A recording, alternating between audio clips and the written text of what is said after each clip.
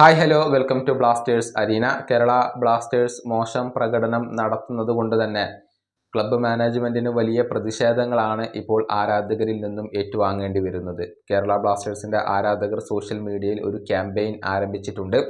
United four better Blasters എന്ന ഒരു hashtag ക്യാമ്പയിനാണ് ഇപ്പോൾ അവർ ആരംഭിച്ചിട്ടുള്ളത്. ഇതിന് വലിയ സ്വീകാര്യതയാണ് ലഭിച്ചുകൊണ്ടിരിക്കുന്നത്. ഒരുപാട് ആരാധകർ ഇതിൽ പങ്കാളിയായിട്ടുണ്ട്.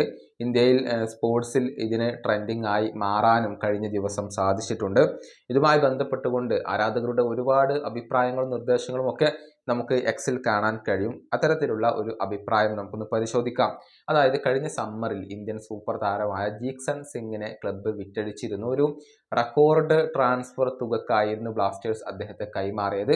ആ പണം എന്ത് ചെയ്തു എന്നാണ് മാനേജ്മെന്റിനോട് ഒരു ആരാധകൻ ഇപ്പോൾ ചോദിച്ചിട്ടുള്ളത്.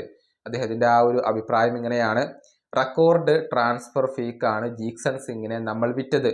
എന്നാൽ ആ പണം ബ്ലാസ്റ്റേഴ്സ് മാനേജ്മെന്റ് എന്ത് ചെയ്തു? താരങ്ങളുടെ വിൽപ്പനയെക്കുറിച്ച് ഞാൻ കെയർ ചെയ്യുന്നില്ല. പക്ഷെ അതേ തുക നിങ്ങൾ വീണ്ടും ടീമിനകത്ത് ഇൻവെസ്റ്റ് ചെയ്യേണ്ടതുണ്ട്. ഞങ്ങൾക്ക് നിങ്ങളുടെ വലിയ ലേഖനങ്ങൾ അല്ല വേണ്ടത്, ഞങ്ങൾക്ക് പ്രവൃത്തികളാണ് വേണ്ടത്. എത്രയും പെട്ടെന്ന് പകരക്കാരെ സൈൻ ചെയ്യുക.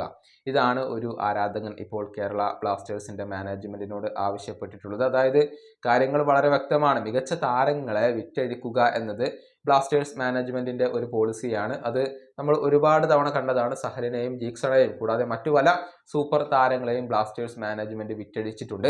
എന്നാൽ അതിനൊത്ത പകരക്കാരെ കൊണ്ടുവരാൻ എപ്പോഴും ബ്ലാസ്റ്റേഴ്സ് മാനേജ്മെന്റ് മടി കാണിക്കുന്നുണ്ട്. ആ പണം വീണ്ടും ഇൻവെസ്റ്റ് ചെയ്യാൻ അവർ തയ്യാറാകുന്നില്ല.